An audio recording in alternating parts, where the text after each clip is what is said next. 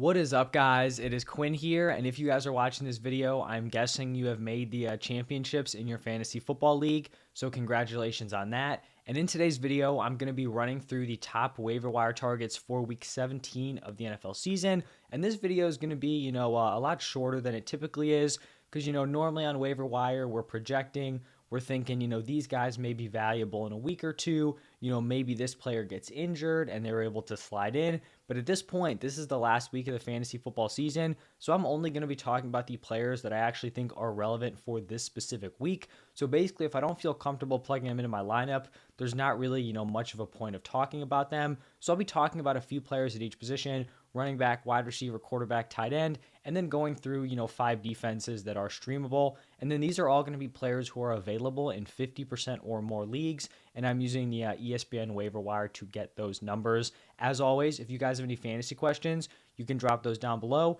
And then if you guys enjoy the content, do me a huge favor, hit that like button and subscribe to the channel. And then throughout the week, I'll still be doing my start sits at every position, also putting out my rankings at each position. So stay tuned for that. But let's jump right into the running back position. And I have two main players that I want to talk about here.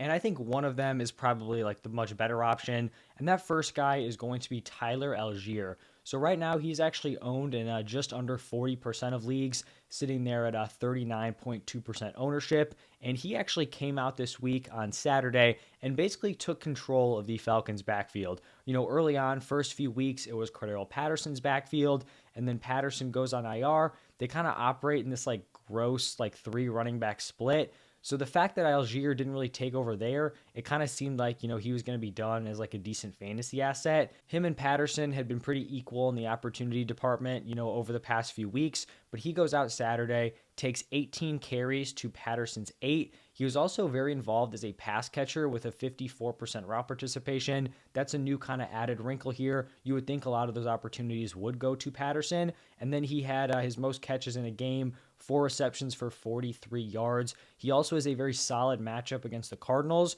So I think, Algier is probably, of all the players I'm talking about here, running backs, wide receivers, he's someone that I actually feel very confident playing heading into week 17. I really think he's going to be a top 24 running back for me. Don't want to set that in stone right now, but, just kind of looking ahead, I do think he'll probably be there in my rankings. So definitely someone who should be owned and someone who can play this week if you do need a flex, RB2, RB3 in your lineup. And then the second player here, not as confident, but it's going to be James Cook, who's owned in 46.7% of leagues. Like I said, I don't think, he's a super strong play, but he's a guy who's going to be splitting opportunities in a top offense. So against the Bears, he had 11 carries, 2 targets. That's compared to Devin Singletary's 12 carries and 3 targets. So he's definitely not dominating the backfield or really taking over, but he's, very involved on an offense that likely is going to be putting up a lot of points on a week-to-week basis. And then I guess just an honorable mention to both Zach Moss and Deion Jackson. They played tonight against the Chargers, so we don't exactly know how that running back split is going to go. We saw Moss kind of lead that split with Jonathan Taylor out, but, they could change it up this week. So if either Zach Moss or Deion Jackson takes a big chunk of that offense, obviously one of those guys could also be a guy you look at heading into week 17. Now pivoting over to the wide receiver position, I've only got 2 players here, and I'm going to start it off with Jahan Dotson, who is owned in 30.1% of leagues. And honestly, he has been on a tear over the past 3 weeks. His production was very strong early in the season, but if we're being totally honest, he was pretty carried by touchdowns. The yardage numbers and the overall volume wasn't great. Then I believe he went on IR, or at least, missed a decent chunk of the season. He came back, didn't really do anything for a couple weeks. And then the last 3 weeks, the dude has just been a monster. So these are his stat lines over the past 3 weeks: 5 for 54 and a touchdown, 4 for 105 and a touchdown, and then 6 for 76 and a touchdown. So he is still getting into the end zone, but he's also adding really strong volume numbers onto that. So I truly think he'll be a wide receiver 3 flex option this week. I imagine he'll crack my top 36 wide receivers. I don't believe the Commanders have come out and named a starter for the week 17 game, but I still think, regardless of which guy it is, I think he could be a decent option this week. Someone, if you are on a championship, roster, you probably don't love him as your wide receiver 3 or a flex option in normal size leagues. But if you're in a league with multiple flexes, maybe playing 3, 4 wide receivers, definitely someone who would be playable in week 17. And then the other wide receiver is going to be DJ Chark, who's owned in 30.8% of leagues. And he had back to back big games. I think it was, what was it, like week 14 and week 15. Then week 16, he goes out with a clunker, but then he bounces back here. So he has had big games in 3 of the last 4 weeks. 14.8, 21.4. He had the 2.8 PPR game, and then 14.8. And then he draws a strong matchup against the Bears defense, which hasn't necessarily been, super vulnerable to wide receivers. Like we saw Stephon Diggs not have a huge day, but just in general, this team is giving up a lot of points. So I think there are going to be scoring opportunities out there for DJ Chark and this Lions offense. Now, shifting over to the quarterback position, I do think there are still some very viable streaming options. And I'm going to start it off here with Gardner Minshew, owned in 27.1% of leagues. He goes out making his first start of the season, puts up 22.7 points against the very tough Cowboys defense. In terms of being a fantasy quarterback, like I feel like, this was a great showing for Gardner Minshew. It's totally possible that Jalen Hurts does return, but it's definitely not guaranteed.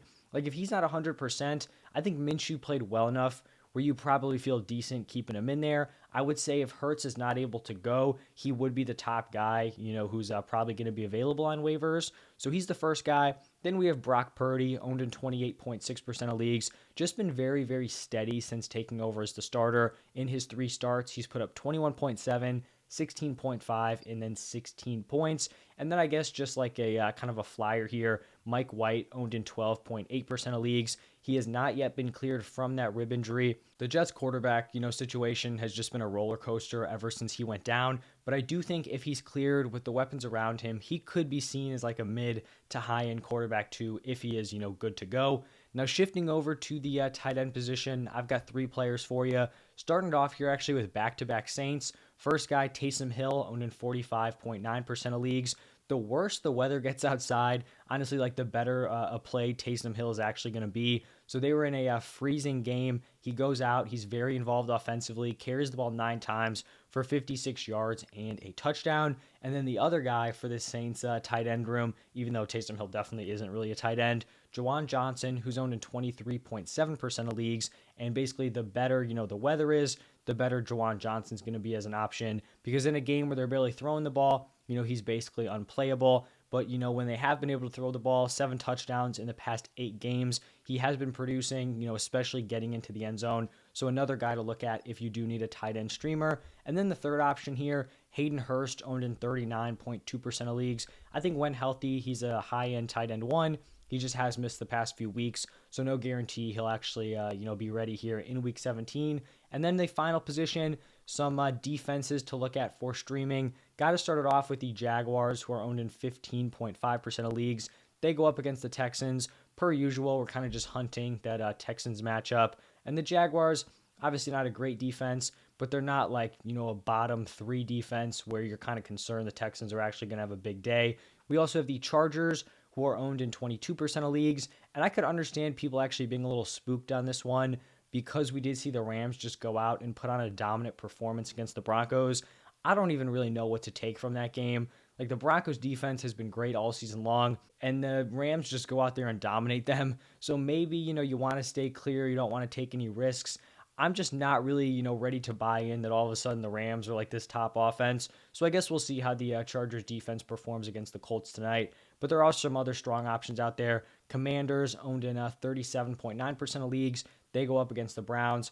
I also have the Browns on here going up against the Commanders, owned in 31.1% of leagues. Both the Commanders and Browns, a little lackluster on offense. Both have decently strong defenses. And then we also have the Cardinals here, who are owned in 23.5% of leagues. They looked pretty solid against the Bucs. Obviously, Bucs offense is in shambles, but they also draw a pretty decent matchup here against the Falcons, led by Desmond Ridder. Not exactly a offense that I'm super scared of. So that's going to be every position for the weekly streamers. Hopefully, you guys were able to go out, use the waiver wire to get one last piece to add on to that championship roster. Good luck to all of you guys. Like I said, we'll continue to pump out the content throughout this week. Hopefully you guys are set up well to bring home those championships. But thank you guys for stopping by, and I will see you all in the next one.